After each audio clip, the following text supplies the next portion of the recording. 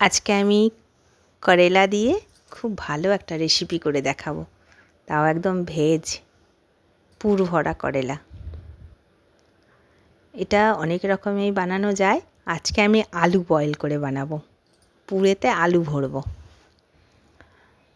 আর বাদাম, জিরে, ধনে, মৌরি, শুকনো লঙ্কা, কারি পাতা ড্রাই রোস্ট করে গুঁড়ো করে রাখছি। কড়াইয়ে হালকা তেল দিয়ে প্রথমে আলুটা একটু নুন হলুদ দিয়ে ভেজে নিলাম। তারপর এই গুঁড়ো করা যে বাদামটা রেখেছিলাম সেইটা দিয়ে দেবো। এই পুরটা পুরো ড্রাই হতে হবে। উপর থেকে আমি পরে ধনে পাতাও দিয়েছি।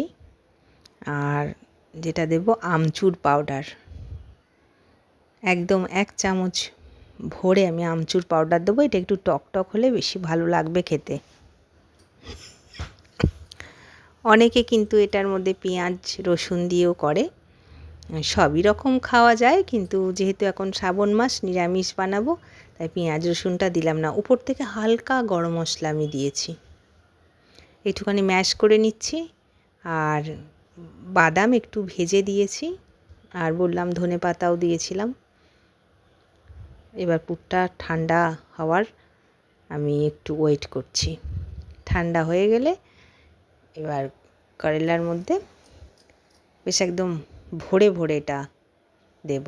আলু তো ভাজার সময় একটুও বেরোবে না, তাই যতটা ভরতে পারবেন চেপে চেপে বেশ ভরে দেবেন। এটা খাওয়ার সময় ভীষণ ভালো লাগবে, দেখবেন একবার বানিয়ে আমার এই পুর ভরা করেলাটা। যারা করেলা খেতে চায় না তারাও খাবে। আর এটা একবার বয়েল করে নিই তো, তাই এখানে তিতোটাও কম লাগে। আর একটু বেশ ঝাল ঝাল টক টক ভেতরের পুরটা তো ভীষণ ভালো লাগে খেতে। সব করেলাগুলো আমি ভরে নিলাম। এবার কড়াইয়ের মধ্যে সর্ষের তেল দিয়ে খুব লো ফ্লেমে এটা ভেজে নেব।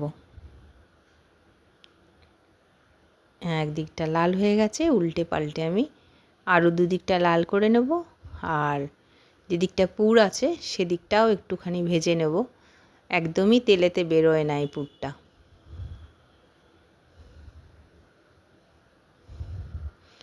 খুব ভালো লাগে, একবার বানাবেন। এখন এই সাইজের করলাগুলো দিয়ে খুব ভালো হয় এটা। একটু লো ফ্লেমে ভাজছি তো একটু টাইম লাগবে। 10 মিনিট পরে আমার হয়ে গেছে। আর সত্যিও গরম ভাতের সাথে, এটা রুটির সাথেও ভালো লাগবে। বেশি তো তেতো লাগে না, রুটির সাথেও ভালো লাগবে। ভীষণ ভালো লাগলো খেতে, একবার বানাবেন।